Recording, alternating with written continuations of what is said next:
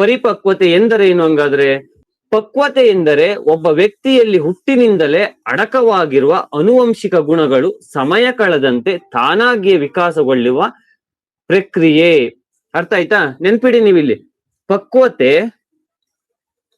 ಪರಿಪಕ್ವತೆ ಇವೆರಡನ್ನು ನೀವು ನೆನ್ಪಿಡ್ಬೇಕು. ಪಕ್ವತೆ ಅಂದ್ರೆ ಏನು?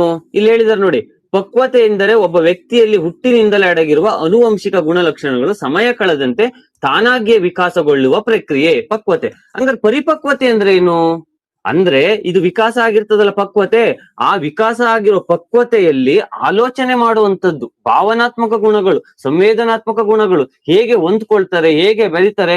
ಫಾರ್ ಎಕ್ಸಾಂಪಲ್ ಅವ್ನು ದಪ್ಪ ಆಗಿದ್ರೆ ಸಾಕಾ, ಅಥವಾ ಅವನು ಆ ಏಜ್ ಅಲ್ಲಿ ಏನು ಡೆವಲಪ್ಮೆಂಟ್ ಆಗ್ಬೇಕು ಅದಾದ್ರೆ ಸಾಕಾ? ಅವ್ನು ಮಾನಸಿಕವಾಗಿ ಭಾವನಾತ್ಮಕವಾಗಿ ಡೆವಲಪ್ಮೆಂಟ್ ಆಗ್ಬೇಕಲ್ವಾ?